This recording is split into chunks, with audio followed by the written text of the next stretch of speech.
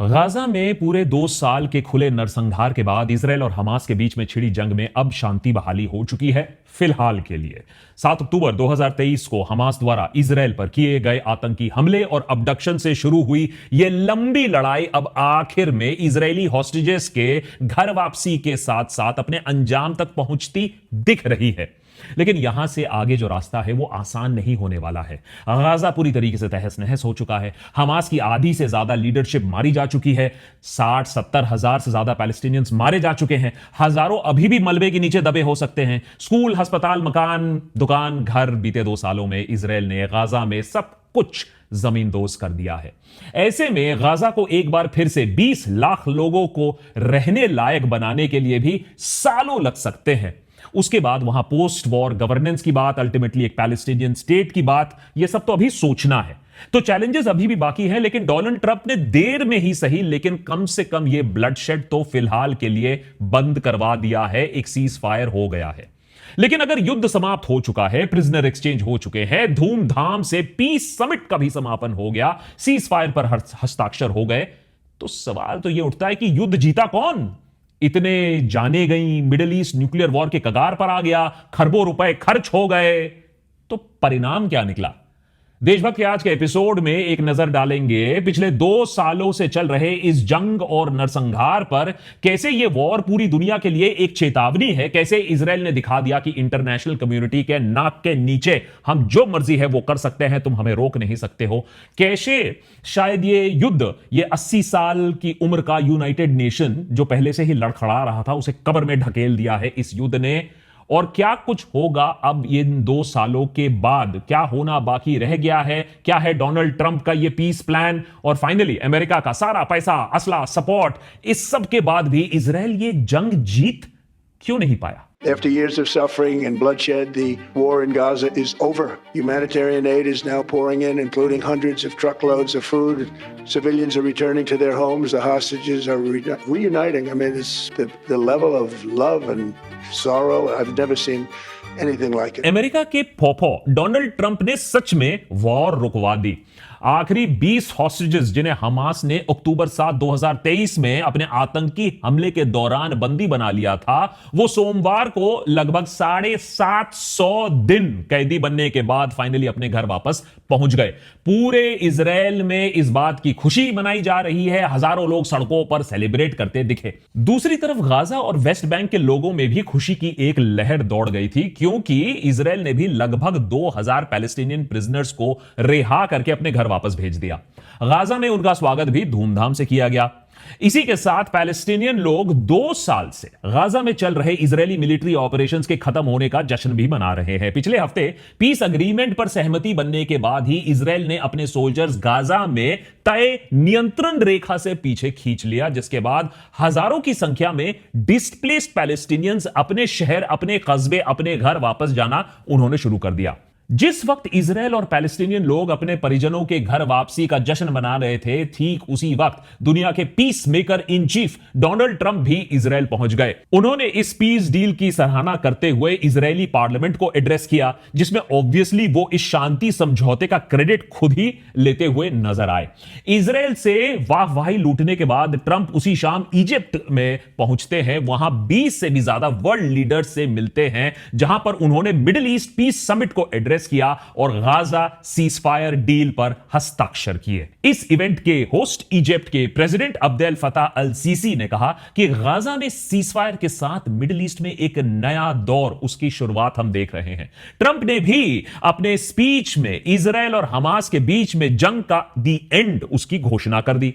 Gaza में आज cease fire जरूर हुआ है और सारे हॉस्टेजेस घर भी वापस चले गए हैं, लेकिन इस बात की कोई गारंटी नहीं है कि अब इजरायल हमास वॉर खत्म हो चुका है। याद रखिए, ऐसे सीज फायर और हॉस्टेज एक्सचेंजेस पहले भी हो चुके हैं, 2 सालों में 2 बार हो चुके हैं, लेकिन इजरायल ने दोनों ही केसेस में अपने सोल्जर्स वापस भेजकर अपना मिलिट्री ऑपरेशंस फिर से शुरू कर दिया था। अब क्योंकि इजरायल के सारे हॉस्टेजेस घर पहुंच चुके हैं, तो इजरायल के लिए अपने ऑपरेशंस को रिज्यूम करने के लिए उन्हें कोई नई वजह ढूंढनी पड़ेगी। लेकिन इजरायल जहां हो और बेंजामिन नेतन्याहू जहां हो, you can never be sure, कुछ ना कुछ खूद तो निकाल ही लेंगे वो लोग। हम बस उम्मीद कर सकते सकते हैं कि बस ये 2 साल का खून खराबा, ये नरसंहार बस अब कम से कम बंद हो जाए, कुछ दिनों तक, कुछ सालों तक शांति रहे, एक लास्टिंग पीस की आशा तो हम कर सकते हैं। लेकिन इससे पहले कि हम इस डील के सारे पहलुओं को समझें, इजराइल एंड में ये क्यों हार जाता है, ये युद्ध उसे समझें, एक नजर बीते 2 सालों के ब्लडशेड और तबाही पर डाल लेते हैं, क्योंकि उसी से हम समझेंगे कि अब लास्टिंग पीस की दरकार, अहमियत क्यों है। दुनिया की चुप्पी जब यह नरसंहार चल रहा था, सबने देखी, उसे भी याद करना काफी जरूरी है। यह भूलना नहीं है हमें कि देखिए पिछले 2 सालों में हमारी आंखों के सामने सोशल मीडिया पर, लाइव स्ट्रीम पर क्या हुआ था। 7 अक्टूबर 2023 ये वो दिन था जब हमास ने इजराइल पर एक अनप्रेसिडेंटेड टेरर अटैक लॉन्च कर दिया। उसका मकसद सालों से पिंजड़े में बंद होने के बाद दुनिया को यह बताना कि वो अपना हक छीन के लेंगे। हजारों की संख्या में हथियार लैस हमास आतंकी इजराइल की सीमा में दाखिल हो जाते हैं। हजारों की संख्या में रॉकेट अटैक भी होना शुरू हो जाता है और देखते ही देखते इजराइल में 1000 से ज्यादा लोगों की मौत हो जाती है और लगभग 240 लोगों को फिर बंदी बनाकर हमास अपने साथ गाजा ले जाता है। इतने बड़े हमले ने इजराइल की सिक्योरिटी फोर्सेस को पूरी तरीके से चौंका दिया। इजराइल को हालात को नियंत्रण में लाने में ही कई घंटे लग गए।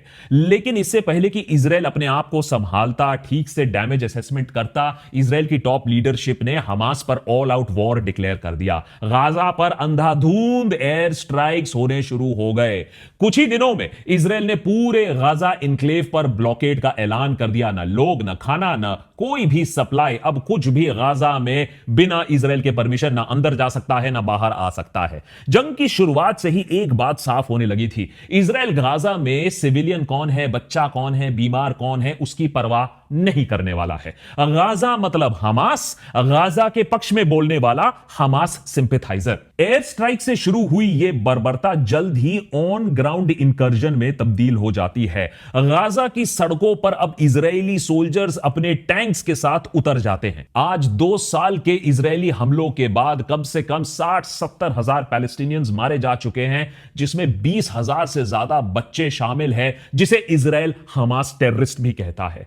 हजारों लोग अभी भी मलबे के नीचे दबे हो सकते हैं। लगभग 20 लाख की प्री वॉर पॉपुलेशन का 3% कम से कम उसका सफाया हो चुका है। इसीलिए हम इसे शुरू से ही एक नरसंहार, एक जेनोसाइड बुलाते आए हैं। हमास का तो पता नहीं, लेकिन पिछले 24 महीनों में हर घंटे एक बच्चा मारा गया है गाजा में।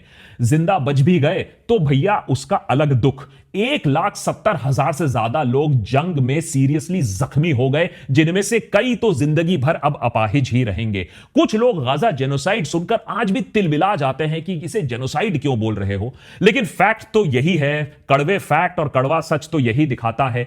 यूनिसेफ के मुताबिक 3,000 से 4,000 बच्चों के हाथ पैर आज कट चुके हैं। गाजा के थोड़े बहुत हॉस्पिटल्स जो चल भी रहे हैं वो पूरी तरीके से ओवरवेल्म्ड और ओवरबर्डन्ड हो चुके हैं। दवाई और एनेस्थीसिया तक की कमी हो चुकी है। हमने अपने प्रीवियस वीडियोस में हमने आपको कैसे दिखाया था कि एनेस्थीसिया की कमी होने की वजह से बच्चों की सर्जरीज पूरी तरीके से उनके होश में हो रहा है, उनकी चीखें निकल रही हैं। यहां तक डॉक्टर्स एम्प्यूटेशन भी बिना एनेस्थीसिया के कर रहे हैं। इसके अलावा पिछले 2 सालों में गाजा की 100 से भी ज्यादा हेल्थ फैसिलिटीज को डैमेज या तबाह कर दिया गया, जिसमें 34 हॉस्पिटल्स भी शामिल हैं। इस वजह से हजारों पेशेंट्स को बेसिक इलाज तक नहीं मिल पाया।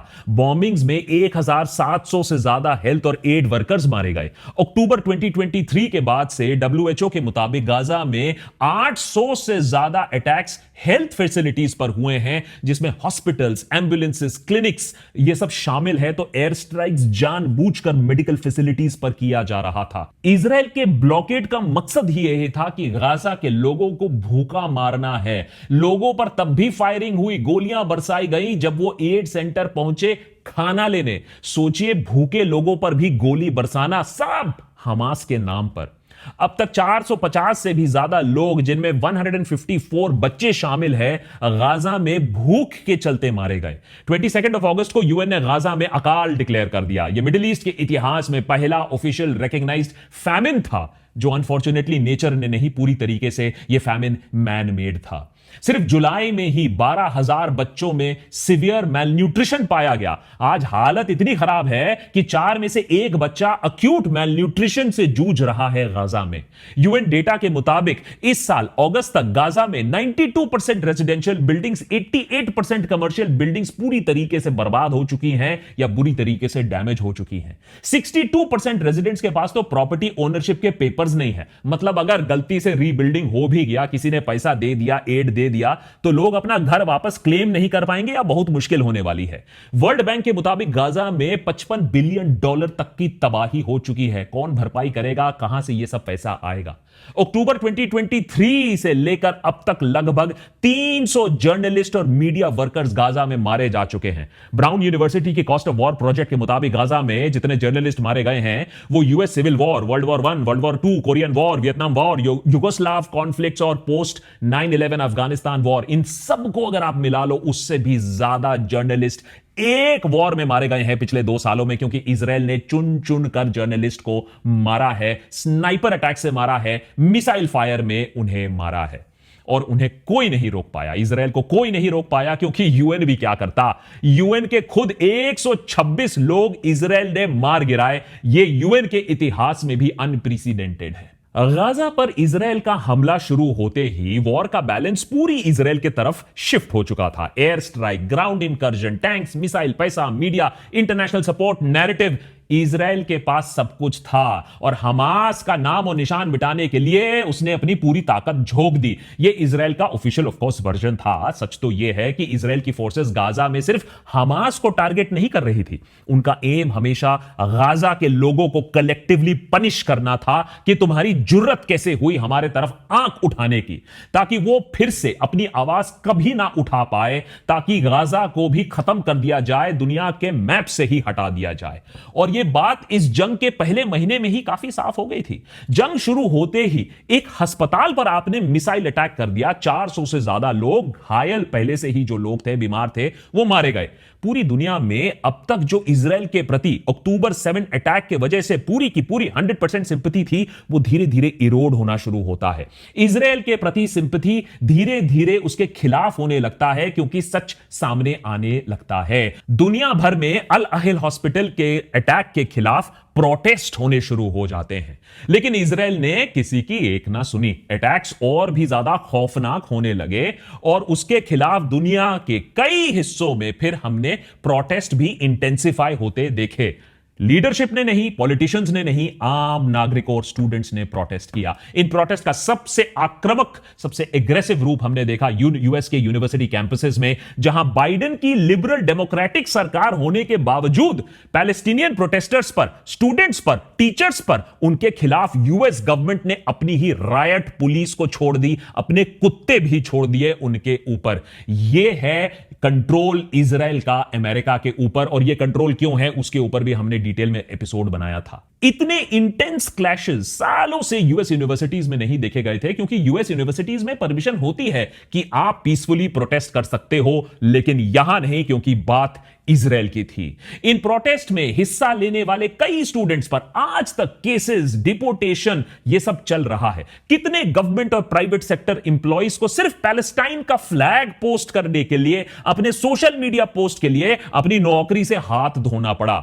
यह है लैंड ऑफ द फ्री का गंदा सच। डेमोक्रेसी अमेरिका की कितनी खोखली है और इजराइल के साथ कितना गंदा खेल चल रहा है अमेरिका का, अब पूरी दुनिया ने यह बात देख लिया। यूएस को छोड़कर middle east, Australia, Europe, even Bharat में इस नरसंहार के खिलाफ प्रोटेस्ट हमें दिखने को मिले। भले ही महीनों तक चलने वाले इन प्रोटेस्ट ने कुछ खास हासिल नहीं किया इनिशियली, क्योंकि सारे जो western so called liberal leaders, democratic leaders थे, वो यूएसए के साथ ही थे, इजराइल के साथ ही थे। यहां तक कि जब इंटरनेशनल क्रिमिनल कोर्ट ने नेतन्याहू को इंटरनेशनल वॉर क्रिमिनल बताकर उनके खिलाफ अरेस्ट वारंट भी जारी कर दिया, उसके बाद भी यूएस, यूके, फ्रांस जैसे देश नेतन्याहू के साथ खड़े दिखे, हमें उसके साथ हाथ मिलाते दिखे। दुनिया भर के लीडर्स ने इस जेनोसाइड को तब तक इग्नोर किया जब तक वो कर सकते थे, अपनी आंखें बंद कर ली।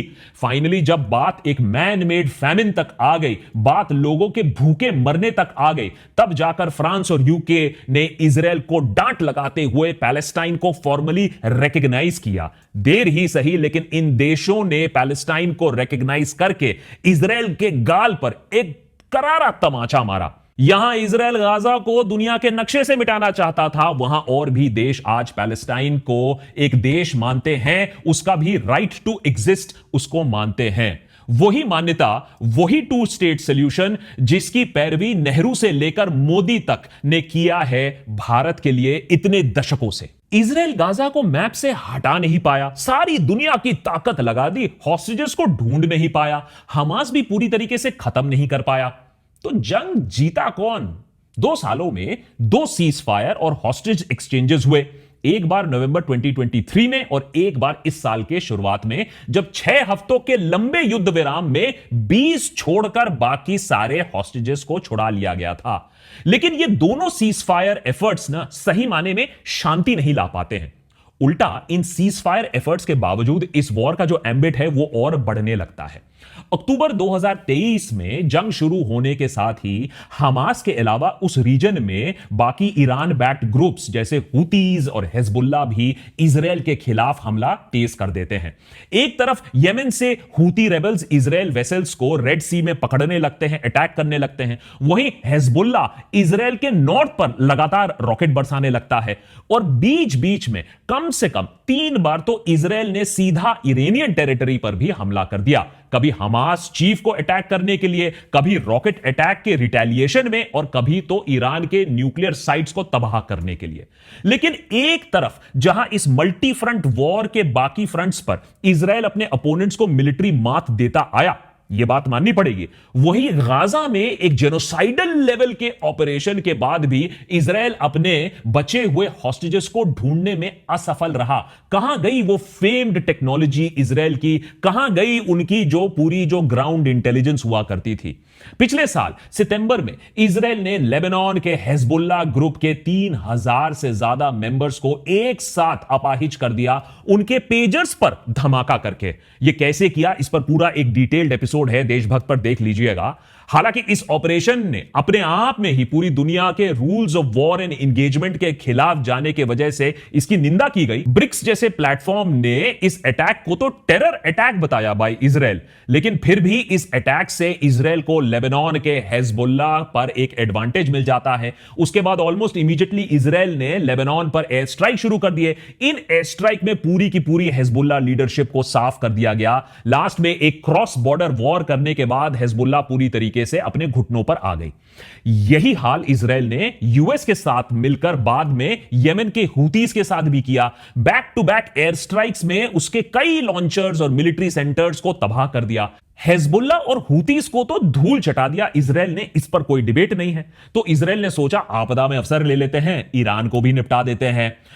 ईरान के बढ़ते हुए न्यूक्लियर पावर के तरफ जो कदम है उसे भी कहीं ना कहीं तो रोकना था। तो प्रिसिशन स्ट्राइक्स लॉन्च करके ईरान के टॉप लीडरशिप और साइंटिस्ट को रातों रात खत्म कर दिया।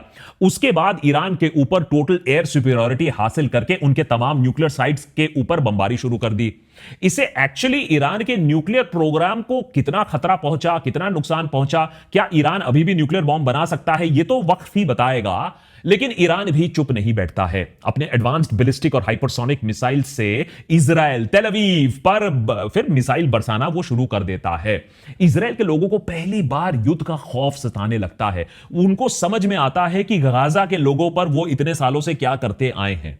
हुतीज, हिजबुल्लाह, ईरान, इजराइल के टारगेटेड स्ट्राइक कैपेबिलिटी के बारे में पूरी दुनिया को मालूम है, वो वर्ल्ड फेमस है।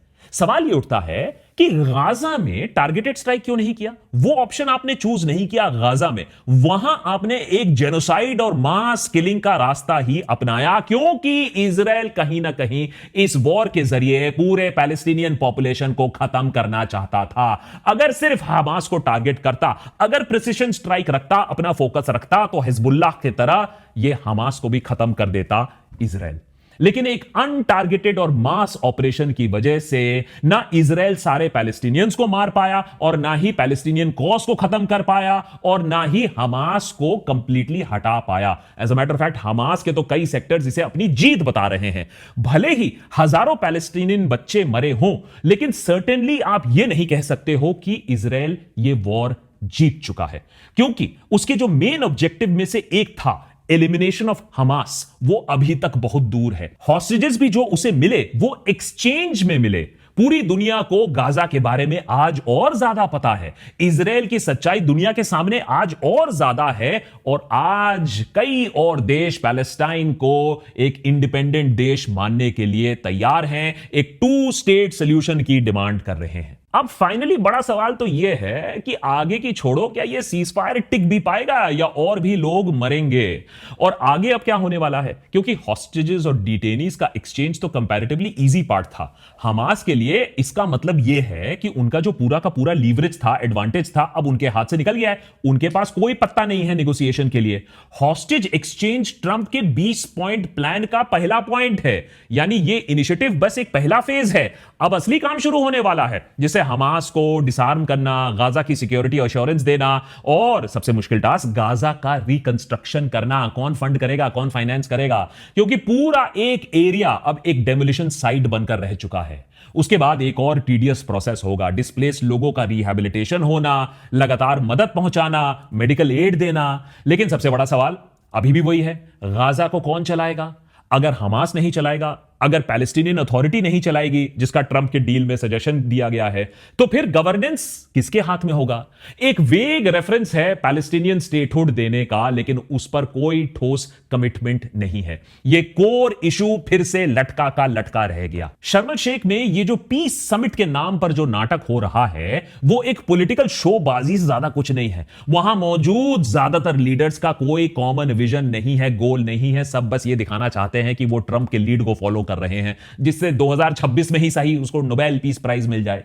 इस कॉन्फ्लिक्ट के बीच में जो सबसे बड़ी प्रॉब्लम है, पैलेस्टाइन के ऑक्यूपेशन का मसला और एक पार्टी को पीस प्रोसेस से बिल्कुल बाहर रखना। मैंने सोचिए इतनी सारी निगोशिएशन हो गई, उसमें पैलेस्टीनियंस का हाथ कुछ भी नहीं था। पैलेस्टीनियंस का इस पूरे पीस प्लान में कोई कहना देना नहीं है, दे हैव नो से। इसीलिए एक्सपर्ट्स मानते हैं कि जैसे ही इजिप्ट में ये पॉलिटिकल शोबाजी खत्म हो जाएगी, सारे लीडर्स अपने घर वापस चले जाएंगे, तो इसका फेयर चांस है कि इजराइल फिर से किसी बहाने से गाजा में मिलिट्री ऑपरेशन फिर से शुरू कर देगा। क्योंकि याद रखिए, ना तो हमास खत्म हुआ है और ना ही उसे डिसआर्ममेंट के लिए कोई सहमति बनी है। दरअसल इस एपिसोड को रिकॉर्ड करते वक्त खबर यह आ रही है कि इजराइल ने 5 पैलेस्टीनियंस को आज गोली मारकर उनकी हत्या कर दी है, जबकि सीजफायर ऑन है। ऐसे हालात में आप भी समझ सकते हो कि हमास भी बोलेगा कि नहीं, गाजा में हम पावर किसी को ट्रांसफर नहीं करने देंगे। दूसरी तरफ दिलचस्प बात यह है कि नेतन्याहू भी शायद शांति चाहते नहीं हैं। यह पीस प्लान सक्सेसफुल हो, इंप्लीमेंट हो, वो भी नहीं चाहते हैं। यह जंग जो 1948 के बाद इजराइल की सबसे लंबी जंग रही है, इजराइल के लिए, नेतन्याहू के लिए एक पॉलिटिकल डिस्ट्रैक्शन है। नेतन्याहू के डोमेस्टिक ट्रबल्स हैं, करप्शन केसेस हैं, जुडिशरी के साथ तनाव है, उससे ध्यान कंप्लीटली भटका दे रहा है ये 2 साल से चलने वाला जंग। अगर परमानेंट सीजफायर हो गया तो इजराइल की सोसाइटी अक्टूबर 7 की सिक्योरिटी लैप्सेस के लिए जवाब मांगेगी और उनके करप्शन प्रोब जो है नेतन्याहू के खिलाफ वो दोबारा शुरू हो सकते हैं। तो शांति का मतलब है नेतन्याहू की कुर्सी गई और शायद कोर्ट से पनिशमेंट भी मिल सकती है। फैक्ट तो यही है कि एक लास्टिंग पीस का रास्ता आज भी पैलेस्टीनियन स्टेटहुड से होकर गुजरता है। Israel has a right to exist, सही बात है, लेकिन Palestine also has a right to exist. Hamas ने आतंकी हमला किया, सही बात है, लेकिन आतंक का हमला एक जेनोसाइड नहीं हो सकता है। जब तक दुनिया ये बेसिक फैक्ट्स रिकॉग्नाइज नहीं करेगी, जब तक पैलेस्टाइन का ऑक्यूपेशन को रिस्पेक्ट नहीं दिया जाएगा कि हां उनके साथ गलत हुआ है, जब तक पैलेस्टाइन को भी राइट टू एग्जिस्ट नहीं दिया जाएगा, कोई भी सीजफायर कर लो, कोई भी पीस समिट कर लो, जितने भी नोबेल प्राइज दे दो, कुछ नहीं होने वाला है। फिर से वायलेंस होगा, फिर से आतंक होगा, फिर से नरसंहार होगा।